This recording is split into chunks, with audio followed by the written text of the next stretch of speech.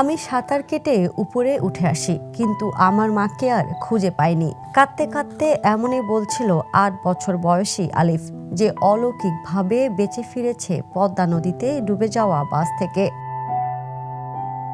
বুধবার ঈদের ছুটি শেষে মায়ের সঙ্গে ঢাকায় ফিরছিল ছোট্ট আলিফ। হঠাৎই দৌলদিয়া ৩ নম্বর ফেরিঘাটে সৌহার্দ্য পরিবহনের বাসটি নিয়ন্ত্রণ হারিয়ে পদ্মা নদীতে পড়ে যায়। জীবন মৃত্যুর সেই বিভীষিকাময় মুহূর্তে মা জ্যোৎস্না বেগম নিজের জীবন তুচ্ছ করে ছেলেকে জানালা দিয়ে বাইরে ঠেলে দেন। সেই শেষ স্পর্শই আলিফকে বাঁচিয়ে দেয়, কিন্তু মা আর ফিরে আসেননি।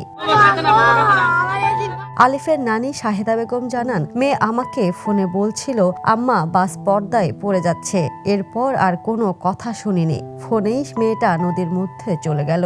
জ্যোৎস্না বেগম ঢাকার বাইপালের একটি পোশাক কারখানায় কাজ করতেন, বাড়ি রাজবাড়ী সদর উপজেলার মাছুঘাটা এলাকায়। ছেলেকে নিয়ে স্বপ্ন দেখতেন নতুন জীবনের, কিন্তু সেই স্বপ্ন থেমে গেল পদ্মার ঢেউয়ে।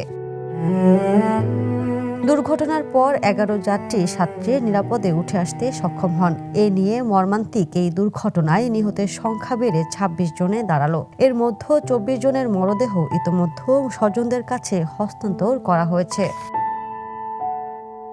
এক মায়ের শেষ ভালোবাসা, নিজে ডুবে গিয়ে ছেলেকে বাঁচানো। পদ্মার বুক আজ যেন সেই মায়ের ত্যাগেরই গল্প বলছে। Desk report, the news.